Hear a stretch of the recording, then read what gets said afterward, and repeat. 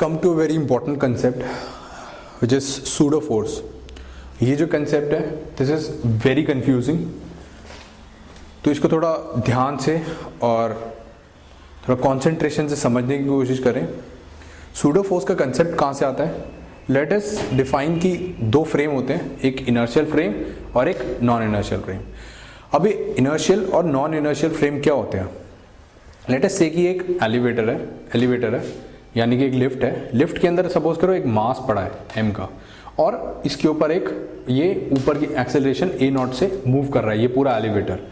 तो अब दो फ्रेम रेफरेंस होते हैं. एक अगर जो हमारा ऑब्जर्वर है यानी हम लोग हैं, अगर हम लिफ्ट के ऊपर बैठे हैं या लिफ्ट के अंदर ही बैठे हैं तो हमको क्या लगेगा कि ये जो मास है ये रेस्ट पे है, क्योंकि हमको पता तो चलेगा नहीं कि लिफ्ट भी एक्सेलरेशन से जा रही है. मतलब अगर हम दूर से देखें या हम तो उसके अंदर ही बैठे हमको लगेगा कि ये रेस्ट पर है, ठीक है, यानी ये स्टेशनरी है. लेकिन अगर हम इसको ग्राउंड के रिस्पेक्ट में देखें, अगर हम बाहर खड़े होकर देखें तो हमको क्या लगेगा कि ये जो मास m है ये a एक्सेलरेशन से a नॉट एक्सेलरेशन से ऊपर मूव कर रहा है.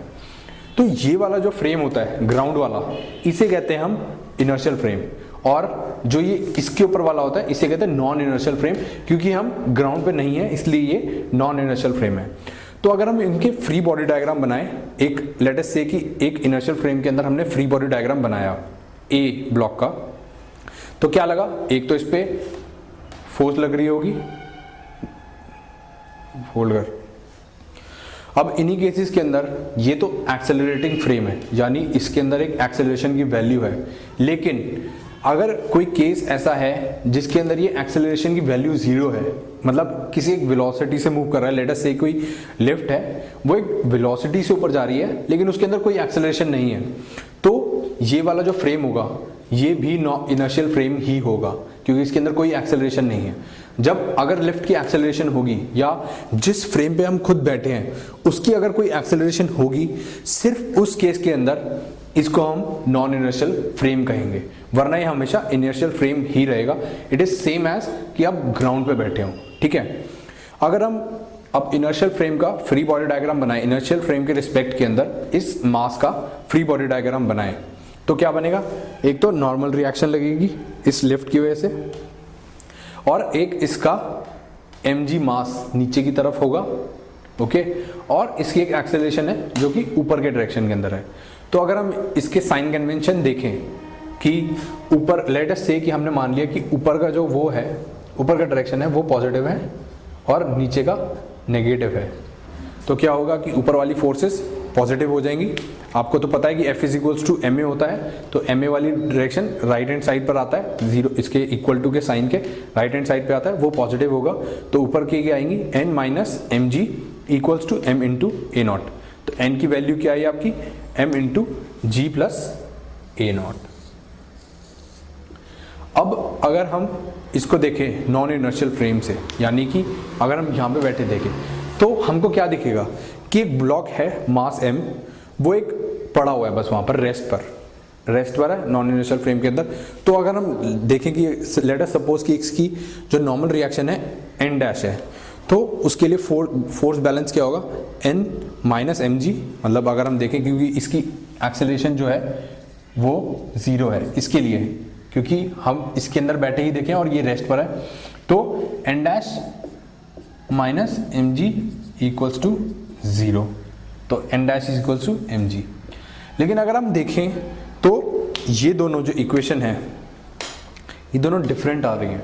नॉर्मल रिएक्शन जो आपका आ रहा है वो इस केस में अलग आ रहा है और इस केस में अलग आ रहा है, which is actually not possible. जो इसके ऊपर फोर्स लग रही होगी, जो इस मास के ऊपर फोर्स लग रही होगी, चाहे हम कहीं से भी देखें वो सेम होनी चाहिए, क्योंकि फोर्स को तो आप अलग अलग फ्रेम से देखें तो वो हमेशा सेम ही आनी चाहिए. तो इस प्रॉब्लम को हम करने के लिए हम क्या करते हैं कि एक कंसेप्ट नया स्टार्ट करते हैं which is pseudo force. Pseudo force हम इसके अंदर इंक्लूड करेंगे. अब अगर आप देखें, अगर हम सूडो फोर्स इसको इंक्लूड ना करें तो नॉन इनर्शियल फ्लेम्स के लिए आपका जो सेकंड लॉ ऑफ मोशन है that is F equals to ma, ये होल्ड नहीं करता. It is not there for non inertial frames, ये सिर्फ एक इनर्शियल फ्रेम के लिए होल्ड करता है. अब इस प्रॉब्लम को ये जो n equals to n dash is equals to mg और n is equals to mg dash है, इन दोनों में जो वेरिएशन आ रहा है इसको कैंसिल आउट करने के लिए हम एक नई टर्म इंट्रोड्यूस करते हैं which is called pseudo force. अब सूडो फोर्स में क्या होता है कि अगर हमको पता चल गया कि एक नॉन इनर्शियल फ्रेम से हम देख रहे हैं, तो हम उस केस में क्या करेंगे, जो हमारा नॉन इनर्शियल फ्रेम वाला फ्री बॉडी डायग्राम है, अब लेट अस से कि एक एक्सेलरेशन से ऊपर जा रहा है, ये जो हमारा फ्रेम है, ये फ्रेम ही अपनी एक्सेलरेशन से ऊपर जा रहा है, तो हम क्या करेंगे, एक सूडो फोर्स लगाएंगे इसके ऊपर। That pseudo force will be equal to that will be in the opposite direction. Let us suppose कि ये ऊपर A0 से ऊपर जा रहा है, तो जो सूडो फोर्स होगी वो इसके opposite direction के अंदर होगी and that will be equal to m into A0। ये सूडो फोर्स और ऐड हो जाएगी। तो अब हम इस इक्वेशन को कैलकुलेट करें तो क्या बनेगा, n dash minus mg and minus ma0, this is equals to 0 अगर हम रेस्ट का केस ले। तो अब हमारी n डैश की वैल्यू क्या आई, n dash is equals to m into g plus a0। तो ये जो हमारी इक्वेशन बनी, ये फर्स्ट इक्वेशन के सेम बनी, इसका मतलब ये चीज़ हमारी वैलिड है। तो सूडो फोर्स लगानी कभी भी ना भूलें। अगर आपको पता चल जाए कि एक नॉन इनर्शियल फ्रेम है, लेट अस से इसका एक एग्जांपल देता हूँ मैं।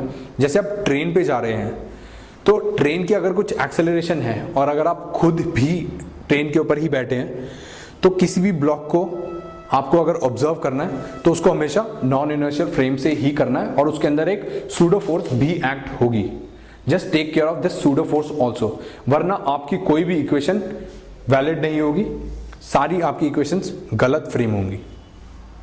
अब यही जो सूडो फोर्स है, ये एक्चुअली आपकी एक रियल फोर्स नहीं है, ये प्योरली इमेजिनरी फोर्स है। बट हम सिर्फ ये इमेजिनरी फोर्स हमने क्यों इंक्लूड करी है, क्योंकि जो Newton law of second motion है, ये आपके नॉन इनर्शियल फ्रेम के अंदर वैलिड नहीं होता। तो सिर्फ इसको वैलिड कराने के लिए हम एक इमेजिनरी फोर्स डालते हैं, दिस सूडो फोर्स ma0, ताकि हमारा Newton law of second motion valid हो जाए और इन सारे केसेस के अंदर भी हम लोग ये इक्वेशन यूज कर सकें और इन इक्वेशंस को, मतलब ये जो हमारे सिस्टम्स हैं, इनको ऑब्जर्व कर सकें और इनको अच्छे से कैलकुलेट कर सकें। तो ये पूरी इमेजिनरी फोर्स ही है।